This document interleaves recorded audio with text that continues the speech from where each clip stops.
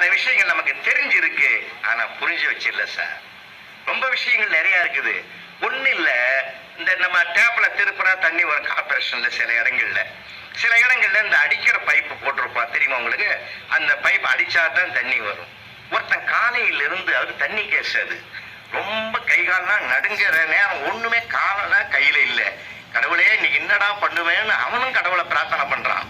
அப்படி இருக்கிற நேரத்துல அவன் சம்சாரம் பாவம், யோ எனக்கு உடம்பு சரியில்லை, தண்ணி வேற ஊட்டுறது, நான் மனசுக்குள்ள நினைச்சுக்கினேன் ஒரு அண்டாவை எடுத்து அவன் கையில கொடுத்து இந்த அண்டாவை வச்சு தண்ணி அடின்னுச்சு. அடிக்கிற பைப்பில் வச்சு அடிக்க சொல்லி அது மனசுக்குள்ள நினைச்சுன்னு கொடுத்தது. இந்த அண்டாவை வச்சு தண்ணி அடின்னு உடனே என் தெய்வமே, என் ஒய்ஃப் வாயால நீ வந்துட்டியான்னு அந்த அண்டாவை தூக்கி போட்டான் சார். எங்க போயிருப்பான்னு உங்களுக்கு தெரியும். எதையுமே தெரிஞ்சுக்கிற அளவுக்கு நம்ம புரிஞ்சுக்கிறது இல்லை. புரிதல் என்பது வாழ்க்கையில மிக மிக முக்கியமானது. இன்னும் உணர்ச்சி வசப்படுகிற போதுதான் உண்மையை தேடணும். நம்ம உணர்ச்சி வசப்படுறதை தான் நம்ம இது பண்ணிடுறோம். அதனாலதான் நான் குடும்ப கூட்டங்கள்லாம் சொல்றது, கணவனும் மனைவியும் உட்கார்ந்து பேசுங்க. அப்படிதான் ஒருத்தன் கேட்டும் போய் மறுநாள் காலையில சொல்லியிருக்கிறான், சாயந்தரம் 5 மணிக்கெல்லாம் வந்துடுவேன், நீ நானும் உட்காந்து ஒரு அரை மணி நேரம் பேசுவோம் அப்படின்னு, நீ ரெடி ஆயிருன்னு இருக்கலாம்.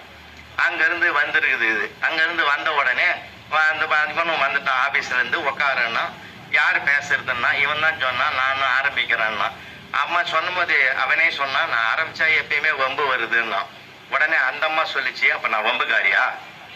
அப்ப என் பரம்பரை வம்பு வளர்க்குற பரம்பரையா அப்படின்னா. பத்தியா ஆரம்பிச்சிட்ட பத்தியா, இதுக்குதான் நான் ஆரம்பிக்க கூடாதுன்னு மனுஷன் நினைச்சேன். ஏதோ பைத்தியக்காரத்தனமா சொல்லிட்டான் இல்லையா? இல்ல இல்ல இரு, நானே ஆரம்பிக்கிறேன். போன வாரம் சீரியல்ல பார்த்தேன், அதுல ஒரு வசனம் வந்தது, சொர்க்கம் நரகம்னு வந்தது. அப்படின்னா என்ன மாமான்னு கேட்டா.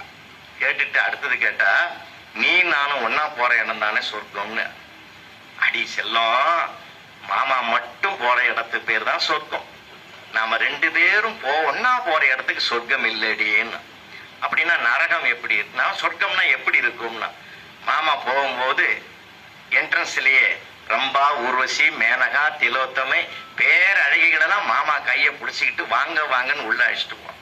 அப்படின்னா நான் எங்க போ, நீ நரகத்துக்கு தான் போ.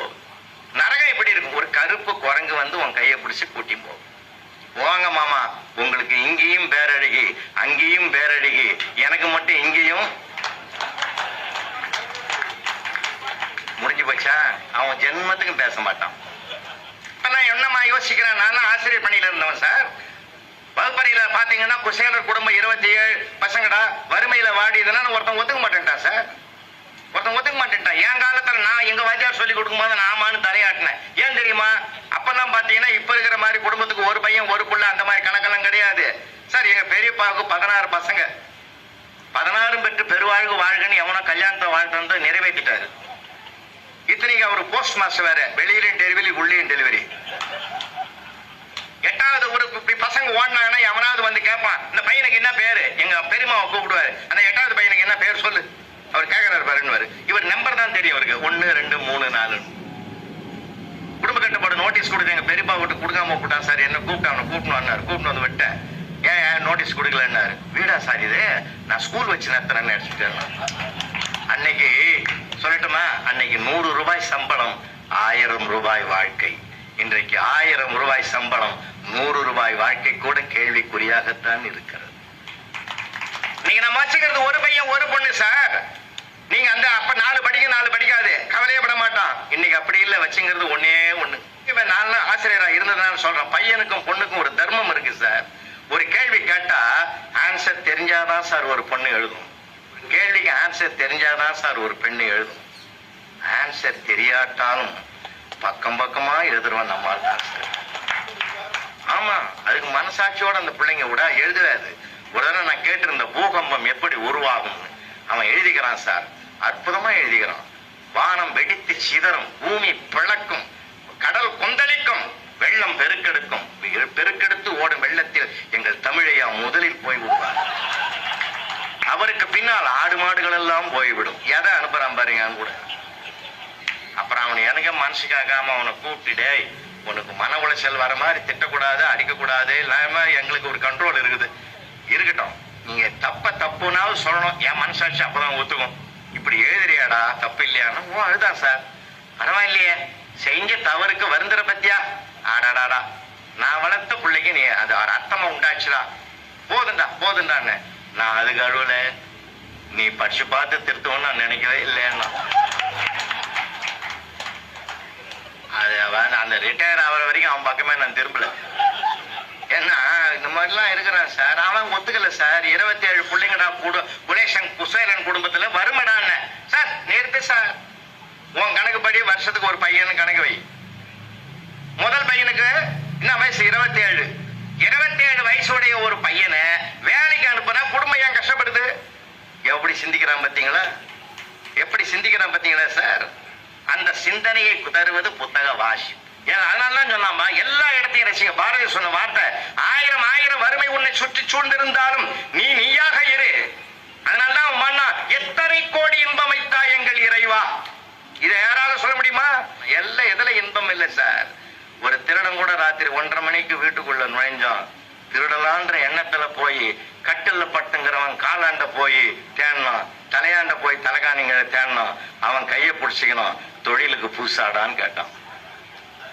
தெய்வமே எப்படி கண்டுபிடிச்சேன்னா, எந்த ஆம்பளை கிட்டடா பீரோ சாவி இருக்கும், என்கிட்ட வந்து தேடி.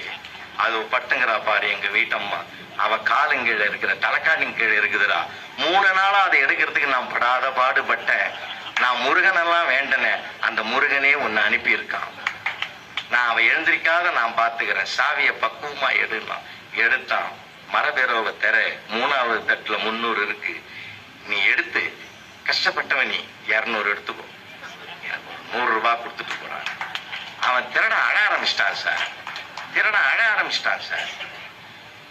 ஏய், நானாவது வெளியில இல்லாம கஷ்டப்படுறேன், நீ இருந்துகிட்டே கஷ்டப்பத்தியடா. என்ன விட கொடுமை உனக்கு தான்யா. 300 எடுத்து அவன் கையிலேயே கொடுத்துட்டான் சார். ஏண்டா தம்பின்னா, அவன் திருட வந்தவன் தம்பி ஆக்கிட்டான். ஏண்டா தம்பி எனக்கு கொடுத்துன்னா, ஒரு ஆம்பளை கஷ்டம் ஒரு ஆம்பளை தாண்டா தெரியும். அதனால என் செல் நம்பரையும் கொடுத்துட்டு போறேன், எப்பயாவது கஷ்டம்னா சொல்லு, நான் உனக்கு ஏற்பாடு பண்றேன்டான்னு ஒரு உறவாக்கி ஒரு காம்ப்ரமைஸ் வந்து 2 பேரும் ஃப்ரெண்ட் ஆயிட்டான் சார். இந்த மாதிரி இதை எல்லாத்தையும் படிங்க, ரசிங்க, சந்தோஷமா இருங்க. உணர்ச்சி வசப்படுகிற போது கூட எப்படி பேச வேண்டும் என்று என் இலக்கியம் தான் சொல்லி கொடுக்கிறது.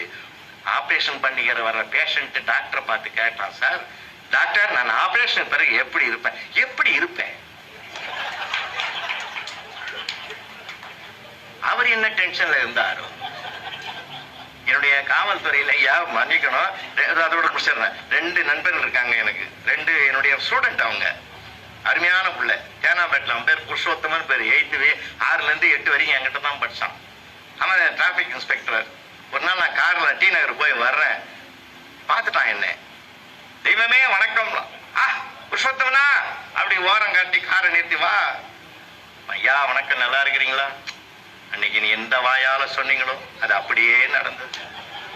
என்னையா சொன்ன? ஒரு நாளைக்கு நீ நடுத்தருள நிப்படா 3 வருஷமா இங்கதான் நின்னுங்கிறேன்.